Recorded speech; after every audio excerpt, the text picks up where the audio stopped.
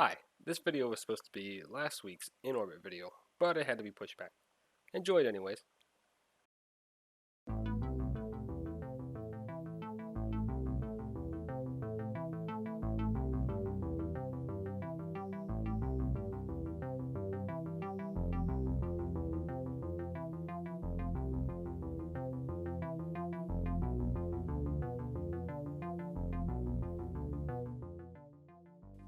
Hello and welcome aboard to this week's In Orbit, your weekly news station dedicated to all things space.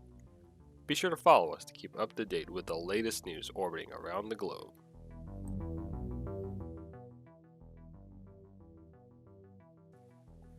Our first story for today: NASA's Osiris spacecraft briefly touched down on the surface of the asteroid Bennu on October 20th. The approach appeared to go as planned. During its brief time on the surface, TAGSAM, similar in appearance to a car air filter, fired a burst of nitrogen gas to kick up fine materials on the surface, trapping that material inside the device. The mission's goal is to collect at least 60 grams of material, although TAGSAM could collect as much as 2 kilograms. Finding a sampling site on Bennu turned out to be much harder than the mission expected. Observations of Bennu taken before Osiris arrived in late 2018 suggest that the surface was generally sandy, but images from the spacecraft showed a much rockier surface, littered with boulders that would interfere with a sampling attempt.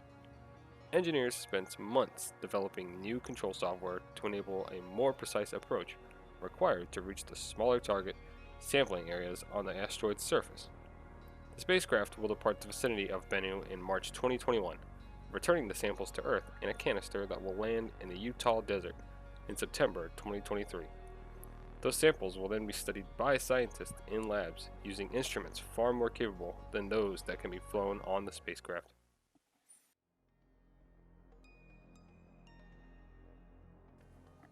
Next up, the U.S. Space Force got a political boost October 20th with the announcement that a bipartisan group of House members formed a Space Force Caucus to advocate on behalf of the military's newest service.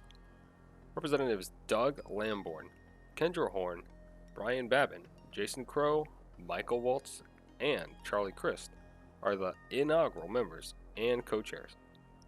This caucus will serve as the chief advocate for our nation's exciting new service and work closely with the Department of the Air Force and the Space Force to provide opportunities for members and their staff to learn about the vital role of the U.S. Space Force plays in maintaining American space power, Lamborn said in a statement.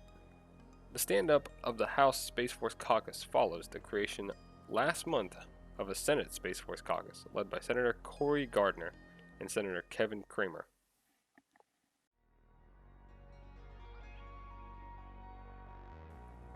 Up next, GHGSat unveiled a free map on October 21st showing average weekly methane concentration around the world at a resolution of approximately 2 kilometers per pixel.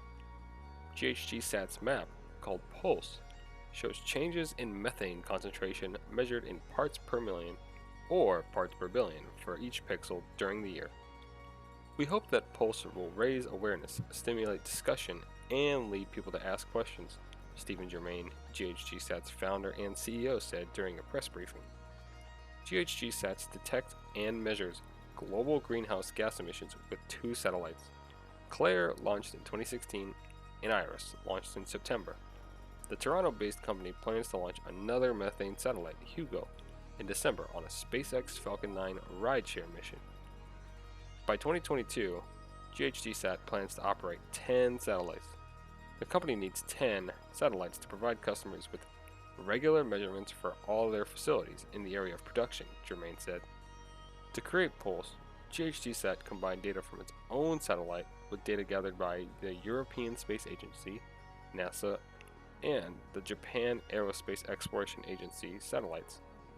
GHGSat announced plans to map methane emissions around the world at the World Economic Forum in January in Davos, Switzerland.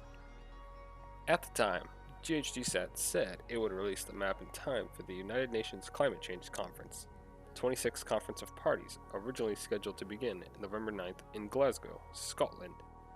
Because of the COVID-19 pandemic, the Conference of Parties has been delayed until November 2021.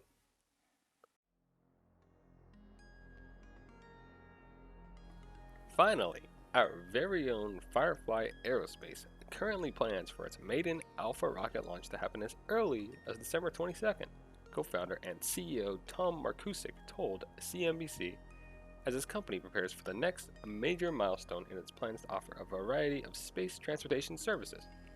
Markusik is confident in the launch date because of the rigid requirements of Vandenberg Air Force Base in California, where Firefly is finishing up work to prepare the launch pad at SLC-2. While everything is susceptible to surprises, with room in the schedule to launch as late as January 31st, Markusik said the full gamut of rules at Vandenberg means that the company has to put in extra work in the certifications for Alpha's first launch. Standing at 95 feet tall, Firefly's Alpha rocket is designed to launch as much as 1,000 kilograms of payload to low Earth orbit at a price of $15 million per launch.